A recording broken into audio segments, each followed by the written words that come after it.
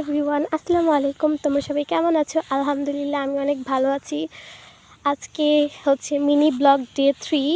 আমি তোমাদেরকে হিন্ট দিয়েছিলাম যে আমি এক জায়গায় বেড়াতে আসবো, সেটা হচ্ছে আমার নানু বাসা। আমার নানু বাসা হচ্ছে একদম গ্রাম সাইডে।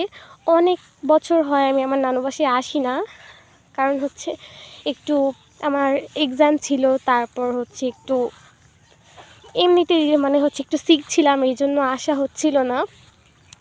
অবশেষে আসলাম নানু বাসায়, সব কাজিনরা একসাথে হলাম। এখন গ্রাম সাইডটা আমার মোটামুটি ভালোই লাগে, কারণ হচ্ছে আমরা যেখানে থাকি ওখানে এরকম সুন্দর প্রাকৃতিক পরিবেশ সবসময় দেখা হয় না। নানু বাসায় আসলেই অল্প একটু দেখা হয়।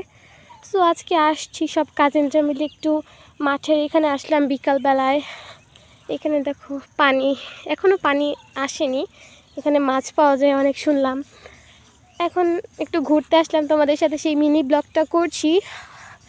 আমি রেগুলার হওয়ার চেষ্টা করব, রেগুলার হইনি, বাট মিনি ব্লগ দিতে দিতে অবশ্যই রেগুলার হব। লং ভিডিও আপলোড করব। লং ভিডিও আমার চ্যানেলে আছে, ওগুলো হচ্ছে অ্যানিমেশন কার্টুন। ওগুলো তোমরা যদি না দেখো অবশ্যই দেখে আসবে। সো বেশি কথা না বলি, আজকে মিনি ব্লগ ডে 3 রেগুলার হব ইনশাল্লাহ। চলো একটু তোমাদেরকে ঘুরে ঘুরে দেখাই।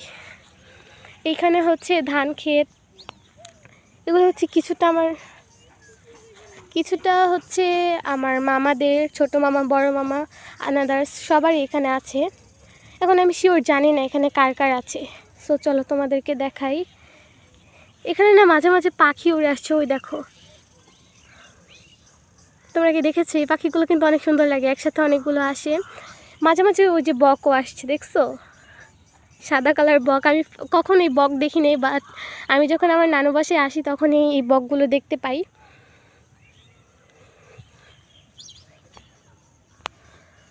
দেখতে পাচ্ছ আকাশটা কত সুন্দর, হয়তো বা রাত্রেবেলা বৃষ্টি নামতে পারে। ওই দেখো ছোট ছোট মানে বৃষ্টির কণা পড়ছে, বৃষ্টি পড়ছে।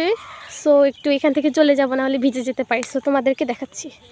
সো এখান দিয়ে হাঁটতেছিলাম, তখন আমার খালাতো ভাই বোন ওরা মিলে দুষ্টামি করে আমাকে ওইখানটায়, মানে হচ্ছে ওইখানে প্রচুর কাদা ছিল, এই বিকেলবেলা ওরা আমাকে ওই কাদার ওইখানে ফেলে দিয়েছে। এখন আমার জুতো আটকে গিয়েছিল, কত কষ্ট করে যে বের করছে এখান থেকে। ওরা এখানে চলে যাচ্ছে।